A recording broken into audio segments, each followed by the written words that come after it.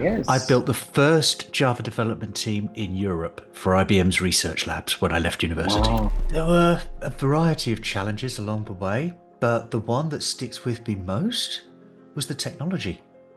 Mhm. The meetup started on Meetup. The conferences, we had ticket sales on Eventbrite.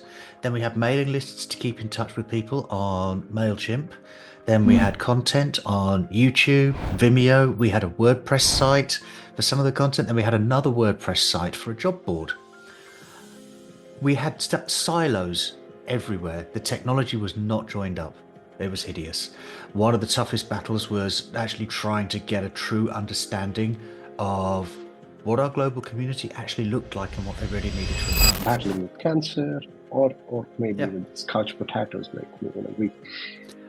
We need to go out. I'm We need to working. do that, yes. I'm working on a few things around there. A good friend of mine called me after diagnosis and said, "I'm not worried about you, James. You're going to be okay. You're a tough chap to kill." I've very much embodied that ever since. Tough chap to kill, it's not about playing it safe. It's about pushing boundaries, standing tall, refusing to be anything less than unstoppable. Welcome to the Priceless Conversation, a podcast that we navigate through the art and science of product management, automation, AI, and pricing.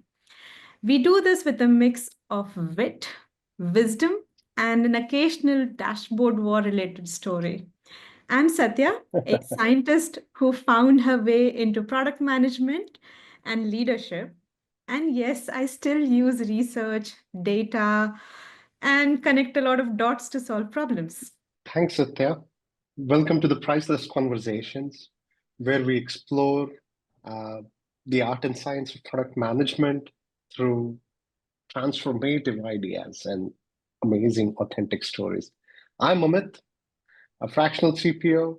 I build dashboards, I destroy unnecessary features, and your guide through the weird, wonderful, and wildly frustrating world of product management. James, welcome. Thank you, sir. It's a You've pleasure to had be here. you've had an incredible journey, tech recruiting, founding Mind the Product, and now meet up to the millions. How do you define yourself today? Today, as much as anything, I'm a starter. I start many different things. I have started a recruitment business. I've started a SaaS platform. I've been involved in starting an event business. I'm going back to starting a SaaS business next. Yes, I get bored easily. I like so to start exciting. many things, and I am resilient. One of the things people admire about you is your authenticity. What's one thing people don't know about you that they should? Let's go back to the very start of my career, shall we? I Yes. built the first Java development team in Europe for IBM's research labs when I left university. Wow. Wow. Wow. Well, so recruiting, founding Mind the Product, and building the first Java team in Europe. So that's I built amazing. the I built the first Java development team in Europe. Yeah. Wow. I would also like to take you back your early days, let's say before Mind the Product, right? Before you Of started course. this mind-blowing global community, one of the largest product communities. What was your first experience like to build a community where people haven't Mine, heard the phenomena? yeah. Mine, the product was the first community I was involved in building. Before that, I'd been to a community event for recruiters, run by a legend of the tech recruiting industry, Bill Ballman. He'd started these bar camp style events. I wasn't involved in the organization, but I attended the very first one, and it was somewhat chaotic. But more than anything, it was authentic. People turned up because they wanted to meet other people in the same industry, to share conversations and to learn. And that for me was immense. It just felt incredibly valuable. And I knew that I wanted to do more in that space. Wow. Interesting. So you've been into communities for a while, and you started with the companies and recruitment. and you transitioned from recruit to product communities. Yeah. So was there a defining moment when you realized that, okay, mind the product is my calling? It was probably the third or fourth Product Tank meetup that I went to, very early Product Okay. Tank in London. And I saw a lady standing on her own at the back of the room. And I Mhm. went over to her and said, I don't think I've seen you here before. Is this your first time at Product Tank? And she said, yeah, this is my first. And I said, how did you find it? And she said, this has been fantastic. It's been like therapy. Was that Okay. Jenna? It wasn't, it was somebody else, but her reflection on spending an evening with other product people and being able to share their stories, listen to each other's pain. She said that for her was like therapy.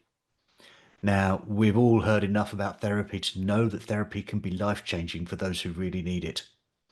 So maybe communities really are that valuable in the professional space.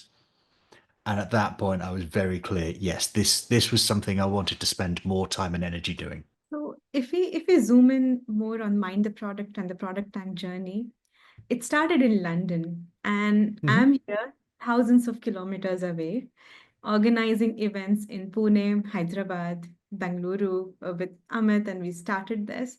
Oh, Um, I spoke to somebody from Taipei today, by the way. it's across Taiwan. it's across the world, and we all know that in the product, starting is still easy, scaling up is hard. What Mhm. was the hardest part that you found in building the product community across the world? There were a variety of challenges along the way, but the one that sticks with me most was the technology. Mhm. The meetup started on Meetup. The conferences, we had ticket sales on Eventbrite. Then we had mailing lists to keep in touch with people on MailChimp. Then we Mhm. had content on YouTube, Vimeo. We had a WordPress site for some of the content. Then we had another WordPress site for a job board. We had silos everywhere. The technology was not joined up. It was hideous.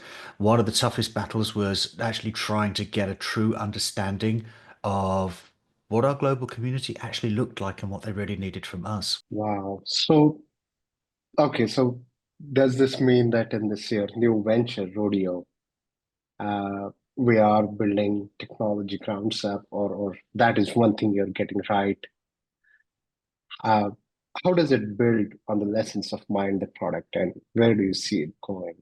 I think one of the biggest lessons for me of Mind the Product was also an eye-opening moment about one of the advantages of doing anything in the events industry. Mhm. One of the things I got to hear about constantly with the Mind the Product events was speakers saying to product managers in a room, you don't spend enough time talking to your customers. I think that is very true of the likes of Meetup and Eventbrite. They don't listen to what customers truly need. And when you organize events, you're in the room with your customers the whole time. Discovery is Yeah, so important. It is done so poorly. And yet, if you're building software for events, there is no excuse for that. You can turn up at any event that's been organized on your software and talk to the customers. You can talk to the organizers, the attendees, the speakers, the sponsors. There's so much opportunity to learn. yeah, we've been organizing Product Tank, and we've seen acquisition is high.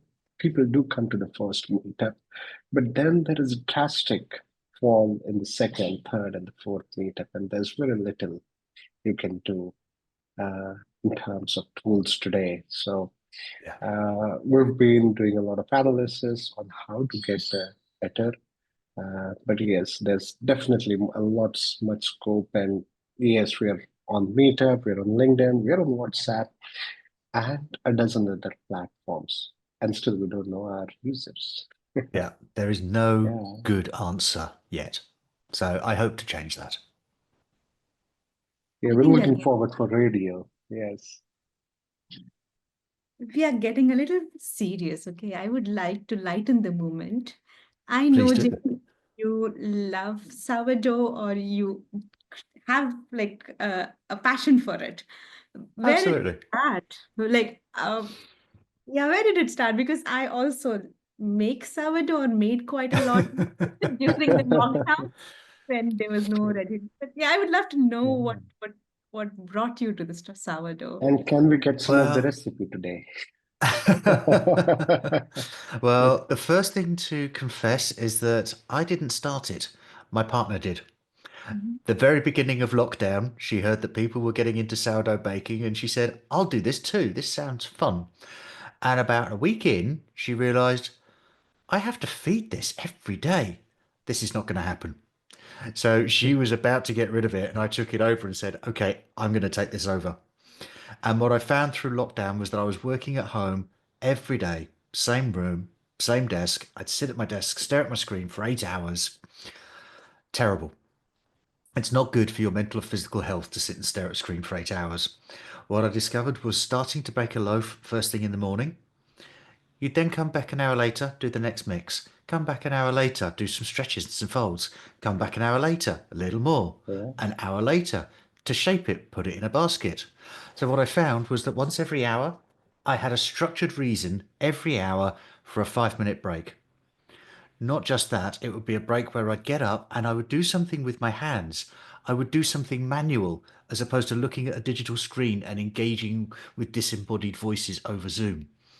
Some people find they get to decompress with painting or drawing or making music. I wasn't doing much of any of those at that point, but the idea of getting up and baking something, it was using my hands. It's a different set of brainwaves. So I could bake for 2 minutes in the kitchen, do a task, go back to my desk. Mentally, I would feel refreshed. Yeah. There was also kombucha I discovered during that time, but good, they didn't go to the kombucha side. Yeah, Have you I tried stuck with the it though? sourdough. No, I've not tried kombucha. I stuck with the sourdough, but I do use it for more and more things. So making banana breads or using for thickening stews.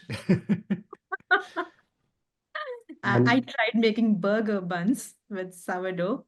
They Yeah, they were well, one thing I'm glad is that both of you guys have stick to it as your passion and as your private project, and not made it into like every tech entrepreneur that okay, I can bake sourdough. Let me start sa- uh, a business out of it or a website out of it. So yeah, good that you keep it to your passion. But did it's good you fun. feel sometime that you want to probably start a online sourdough baking thing, Not at all. or no? Not at all. I've always enjoyed cooking. And during lockdown, I shared a few things on Facebook, as you do. Yeah, And I'd have friends say to me, you should open a restaurant. We'll be there. And my response was always no. I enjoy this because I'm cooking for me, my family, maybe some friends. The moment I start cooking for customers, that becomes a job. yeah. This is just something I do for fun. Well, we would love to come to your restaurant and change this sourdough bakery. Well, I'm going to open a restaurant right next to a tech firm. It's got Yeah. full of HR managers and product managers, and the restaurant will be called The Stakeholder. oh, Yeah. Yes. Um, Sometimes, we kind of, I really like, James, how you've been open about your journey, be that baking sourdough or be that about your battle fighting with cancer.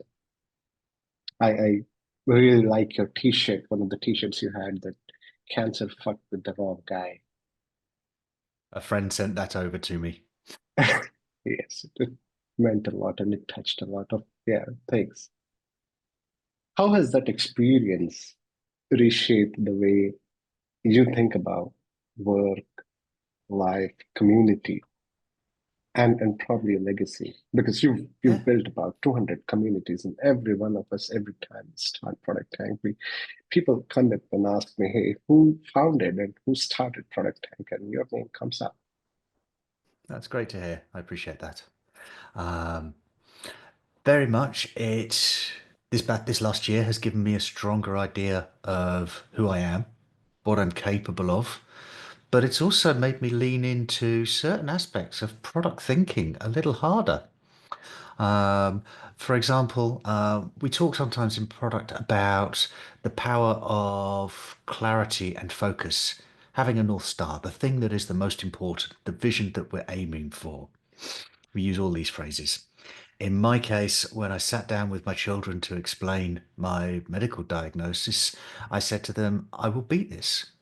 And we'll know I've beaten it when we go to the mountains together and all go skiing. That gave me a very, very clear goal.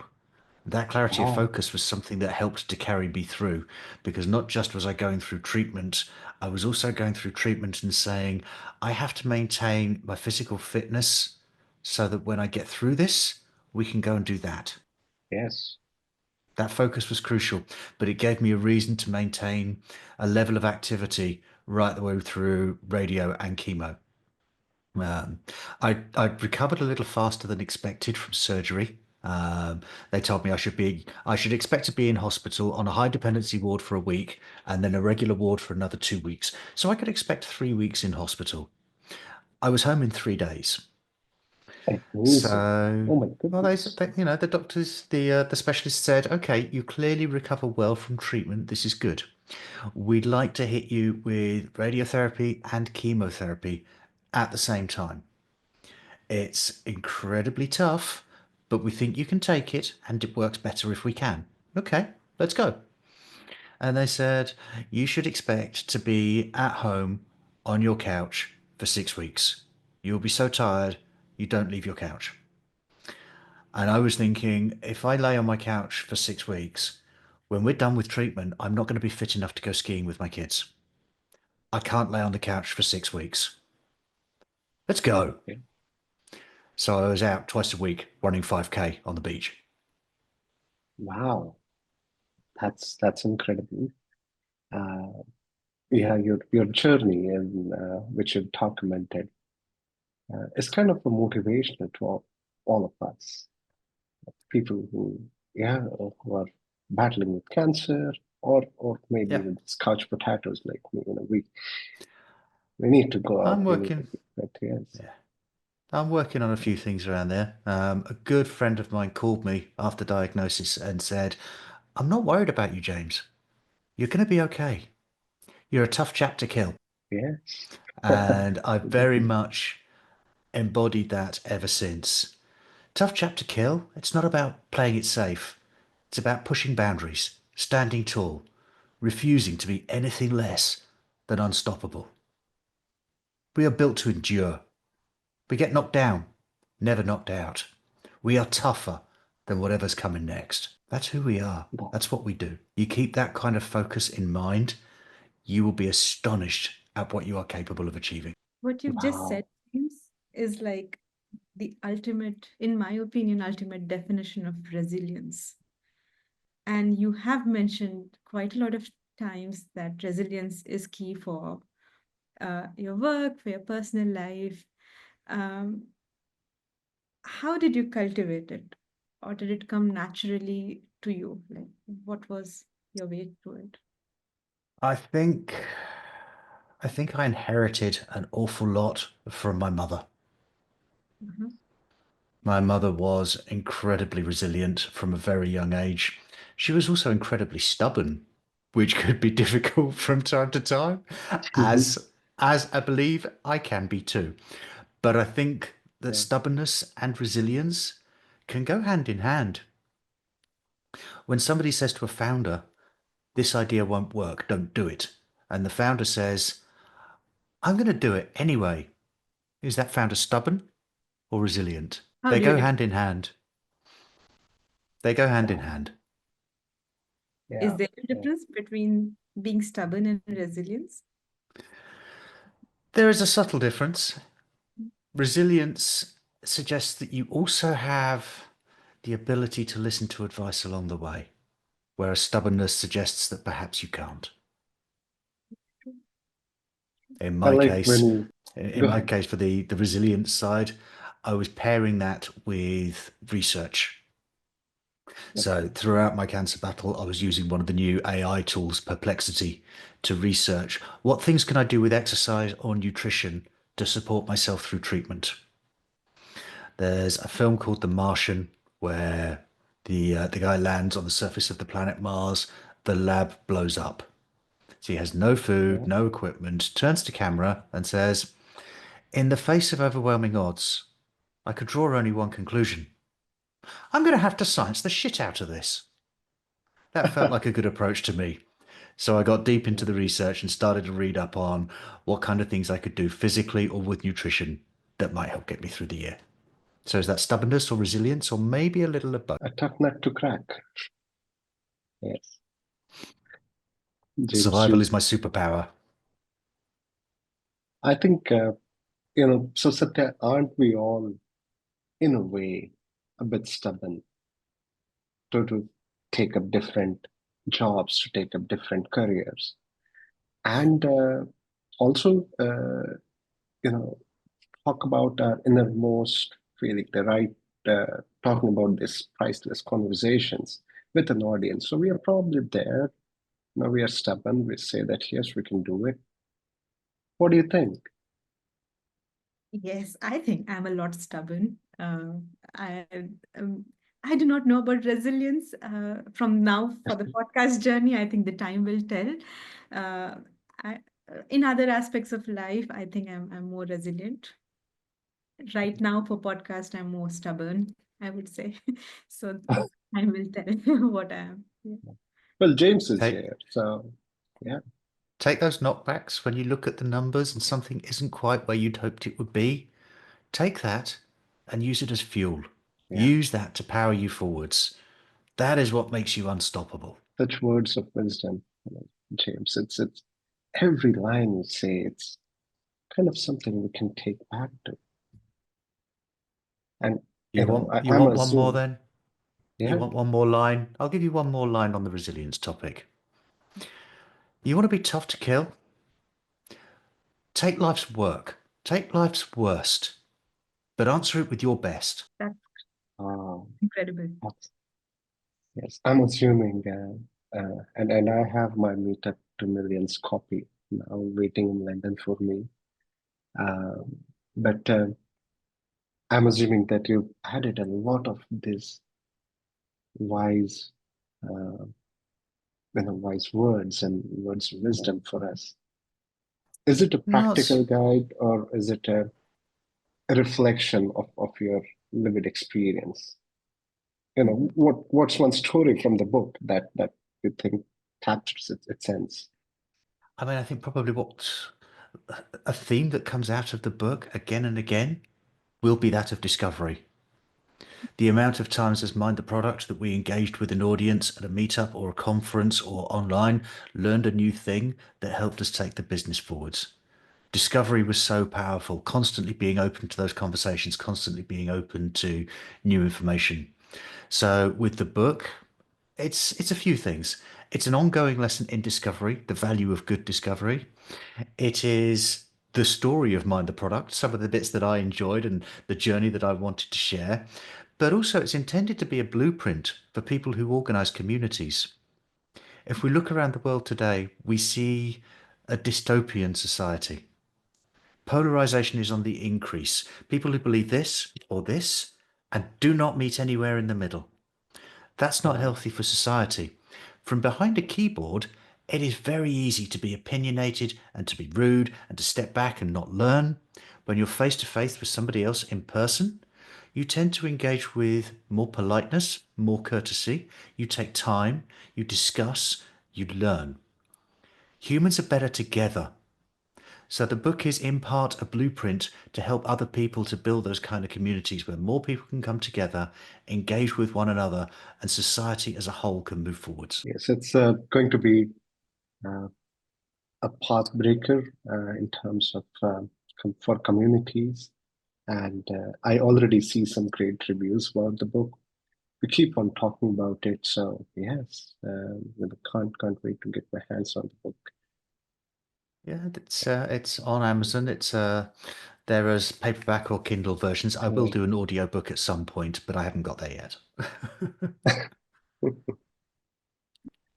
I'm You sure it would be a hit. also, James, you also emphasized that communities are also business assets. Hmm. not just social groups, right? Like, then can you also give an example that helped you to create this mind shift um, from social groups? Fundament, yeah, it's the value of being able to learn from people in that environment where they're discussing together. If you as a business are building for that group and you can listen to their discussion, you can learn so much more than you could from a survey. Mhm. People start to get into the detail. If I were, I'm looking at writing another book at the moment. The next book will be for businesses, SaaS vendors in particular, who want to build communities. And the working title that I have is Seed to Synergy. The idea that you can move from seed to synergy by listening more carefully to your customers, by gathering them around you, learning how they're using your product, learning about their complaints, what problems they have, what they're trying to solve. Seed to synergy. In that way, community is absolutely a business asset because you can learn far faster and create loyal advocates and ambassadors. Can't wait for it to come out. Yeah, I think that will be a super big hit because in our communities now, like in product tanks and all, we do listen to different company leaders that they would want to have such meetups with their own customers. With something that Product Tank is able to do, I think your book would help these businesses to I really. hope so. And I think not only product tag, but also communities and business, especially with the SaaS movement, it has become you know important for every business to have a community. In fact, I kind of was speaking to one of my friends in San Francisco, and then he kind of coined a term, told me a term that you've got sales-led growth, you've got marketing-led growth, and now you should focus on community-led growth. Absolutely. Communities are a good way for your business to because there's less the less money required for retention. Communities have a better acquisition rate, and then Mhm. there is less churn. So I'm assuming from seeds to synergy, we can definitely you would Absolutely. cover some of these topics. For sure. Yeah. So just building on that, and then um, you and maybe deep diving into that. So you definitely talk a lot about monetization and community building. Hmm. How can communities generate revenue without losing their core values? You've built Product Tank, you've built Mind the Product, and we're seeing so many big communities coming up. So And the first question yeah, is it starts with that discovery to understand what the community actually want, what they care about, what problems and pain points they have. And if you can understand, hey, here's a shared pain point. Most of our community seem to have this problem. There is almost certainly a company trying to answer that problem. Right there is a partnership waiting to happen. yeah, It's about choosing those partnerships carefully. So, with Mind the Product, when we first started in London, for example, product management was exploding as a discipline. Recruiters everywhere wanted to get involved in Product Tank, but we were yeah. particularly choosy. There were two or three recruiters, maybe, that we liked, that we felt had good reputations and that were good for the industry as a whole. There were also some recruiters who didn't have such a good reputation. So we were very choosy about those that were able to get involved in the community. And they in turn rewarded us by saying, thanks for having us along this evening. Let us cover the cost of refreshments. Was Sam Green of Few and Far one of those people? He was indeed. Sam has become a close friend since those days, and the battle over the last year. Um, he and his business partner Nick have been incredible supporters. And that T-shirt that you mentioned earlier, Yeah. that was from Sam and Nick. Wow. He's a wonderful They person, and yeah they they James. So started they started as commercial partners for Mind the Product, but those two especially have become very close personal friends. Yes, I kind of admire how you've been able to connect people, and that a lot of my network in London is thanks to James. He's introduced me to amazing people, Sam being one of those. Yeah, Wonderful. yes, and Connecting good people is its own reward. true. Something that I very much believe is that karma does its best work when it's in motion. Mm. If I'm Mhm. connecting good people to other good people, good karma is out there happening. Some of that one day will find its way back to me, and that'll be great. Don't sit and wait for it. Just get on and connect to the next good person. That's it. We also like I completely think so that it's giving forward and giving forward. Absolutely. Yeah, It finds its way to you. it Um, does. James is a big giver. so Yeah. James, like because you said about partnership, about monetization, have you also seen kind of a blueprint on that as well, like some kind of a framework that communities can use if let's say if they're starting out today? Like, is there a structure that you have in mind or a roadmap kind of a thing? No, I haven't done that so much. With Mind the Product, we were learning as we went, so some of those lessons are included in the book, but I didn't go so far as to define a framework. Maybe that's something I can look at for another edition. Yeah. I believe every successful book has a second edition, so Yeah. I do have some notes somewhere. If I go around and write a second edition, what goes in? I think this goes in, so thank you. Well, I think there should be a trilogy. I think trilogies are a big hit. Like you have part one, part two, part three. At Yeah. least in India, we do have it as a big hit. James, like earlier today, you also discussed about how different tools were used when you were forming product tanks and mind the product. Mhm. And in today's world, technology plays the biggest role in scaling. What are, in your opinion, must-have tools if we were to start all over to build this community, scale the community? Yeah, there is no perfect answer to that in Mhm. the current world, which is one of the reasons I'm looking at building something with Rodeo. Um, but I would encourage you, in the first instance, to think about the audience you want to attract and where they currently live. For example, if they all live on Slack, but you decide it's going to be WhatsApp, you're going to struggle. If they live on WhatsApp and you decide it's going to be on Telegram, you'll struggle. So I would start by doing that good discovery and saying, where do the people that we wish to attract currently live? If they all happen to use one common tool, look at how you can use that. The more you expect That's people to change their habits to suit you, the slower acquisition will be. So should we expect an organic scaling in that manner? Because let's say if WhatsApp is the place where most of our users live, or the communities live, and we found this, and what's the next step then? Like, do you see it evolving organically? I think there's going to be some organic. I do think there's going to be some evolution in the WhatsApp tooling. I'm seeing more and more communities explode in that place. There's more and more depth of information in those chats, and yet there is no export for those conversations.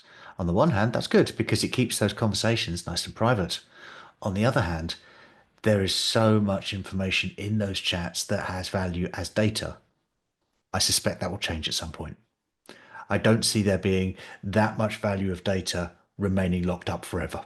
Someone's going to find yeah. a way to bring that out into the open. As a good friend of mine said to me a few years ago, James, the thing to understand about any platform, any messaging environment, any data store is that data wants to be free and APIs like to be paid for. Yes. Well, Satyan, you've been talking a lot about scaling communities, data. I'm kind of a small guy, a small person, who's just trying to start out. I want to host a small meetup. I want to start with my first few meetups and see, does it hold enough water? But at the same time, what is it that one thing that I should do good so that, that one small focus so that we have long-term success? What is that one If you thing? if you've got a thing where you think you can build a meetup and start growing that thing, I'm going to bet that you know half a dozen other people that you share these interests with. Okay. So get them in a room together and workshop it. Yes. So your guiding vision will start to emerge when you get 5 or 6 people in the room who all have a strong interest in the same thing. Start talking about it. How do we like to consume content? How do we like to come together? Which platforms do we like to use for messaging? Which sponsoring partners might we find acceptable versus which might we find distasteful? Your Ah, guiding principles will start to become clear very, very quickly. I guiding just principles. Yeah. created a framework. I think, Yeah. James, you just created a framework that we can use. Um, Okay. Satya has created another framework. I'm a very Like, visual person, so I keep words in Likewise. print. Yeah, So, same. I often say that people say to me, "What's your superpower?" Um, oh, this year, my superpower has been survival, but in previous years, I would say that my superpower is that I tend to join dots in a way that other people don't see, and it's oh, because when we talk about the larger model and the larger concept, I see it visually, and then the dots start to join up in my brain. all Yeah, right. I'm a very visual person too. Connecting the dots. so Absolutely. the dots also leads to mythical creatures, right? Like, so there's one question I have, or a discussion, Amit, please also do join because you are also Hmm. Yeah. the OG of Product Tank in India. So, what is one myth about community building that you wish could debunk, or a one, yeah, go ahead, James. Coming from Hollywood, are you familiar with the film Field of Dreams? Yes. It's a baseball movie about building a baseball field, the Field of Dreams. Mm. If you build it, they will come. This does not apply to community building. It does not go to zero, from 0 to 1 million in a year or two. People often look at Mind the Product and say, that became a huge success and you did it in such a short time. Yeah, we did it in 10 years. Yes. Just because you build it doesn't mean they'll come. You have to be more thoughtful and considered than that, which is why I talk about starting with 4 or 5 friends where you have shared interests. Come into a room together. If we were to gather like this every month and add more people, what would good feel like?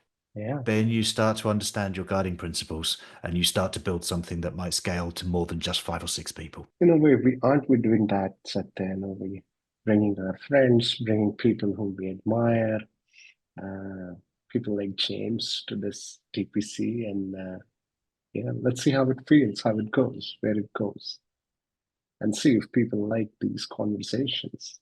Delighted to be involved in anything Yeah. that takes this path. So in today's world, where digital connections are everywhere, how do we have this whole real secret of people coming together, meaningful, lasting community? You've got, I have about 5,000 friends on Facebook and equal number on LinkedIn. But then it is, at least for me, it's been those meetups with 40 or 50 people max where I get to Mhm. meet everyone and you know talk to them and see what they're Yep. liking, what they're disliking. That's that's where I get my kick from. But how do you spread this that hey, digital connections are okay, but then we need to have community and should probably meet in person? Think there is a clue from nature. You have 2 ears, one mouth. That is a ratio. It is also a user guide.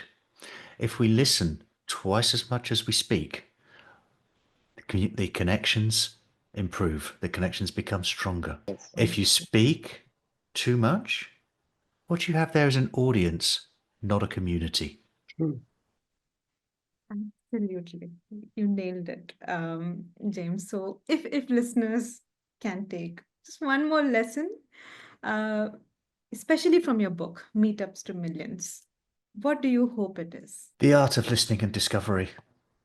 Actually asking Uh-huh. attendees, members, customers, ask them what they want. Ask them what keeps them awake at night. Ask them what they're struggling with. Ask them how you can be of service. Wow. It's how you can be of service. And uh, that's a true giver. And then somebody, you give with open arms, James. And you've been somebody who's been looking ahead in life. We've seen your journey now in the past hour. We've kind of, uh, talked about your journey from being developing the first Java development team in Europe to creating Mind the product, then now Rodeo.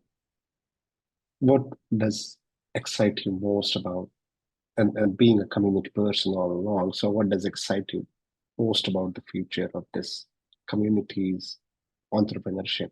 Where are we heading? Well, I think in answer to this question, I'm going to invoke one of the most famous names in tech today.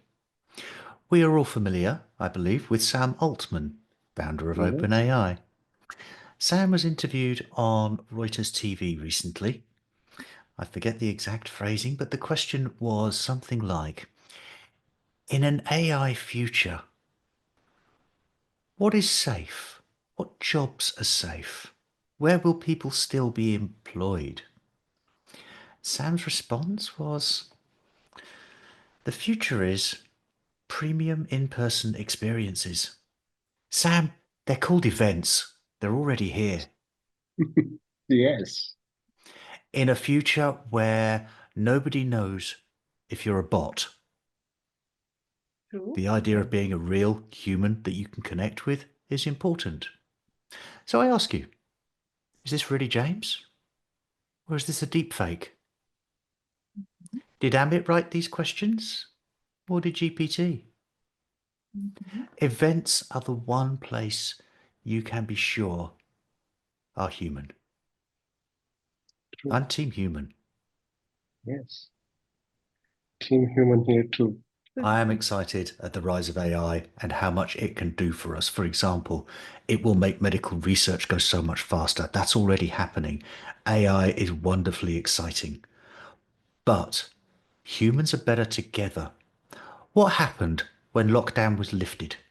We all went running back to events. Yeah. Yes. Humans are better together.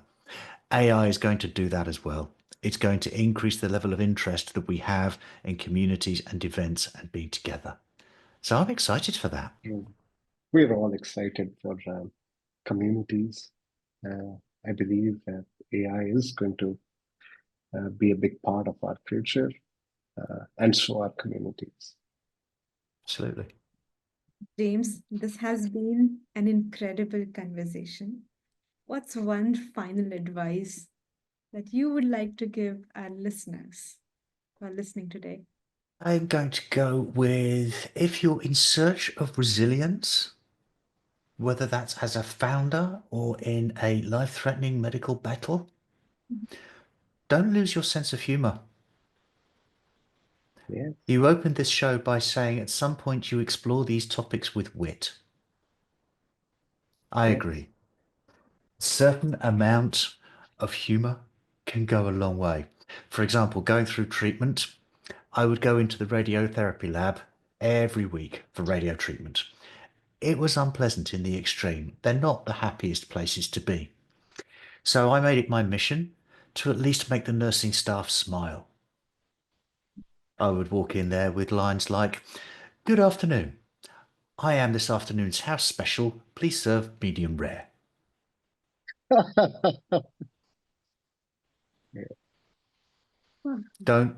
We must not take ourselves too seriously.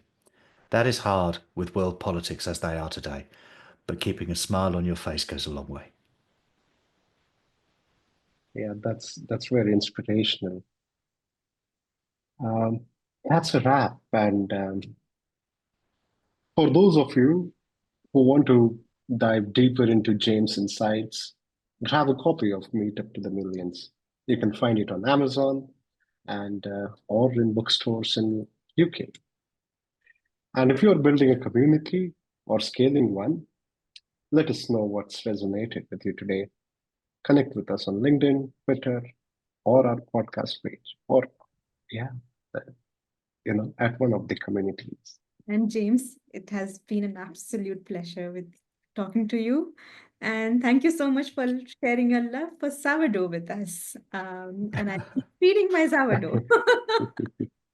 uh, Yeah. It's been my pleasure. And to our listeners, thank you for tuning in. If you enjoyed today's episode, please subscribe, leave us a review, and share it with someone who needs to hear this. Stay curious, stay connected, and as always, keep building what matters. Bye bye.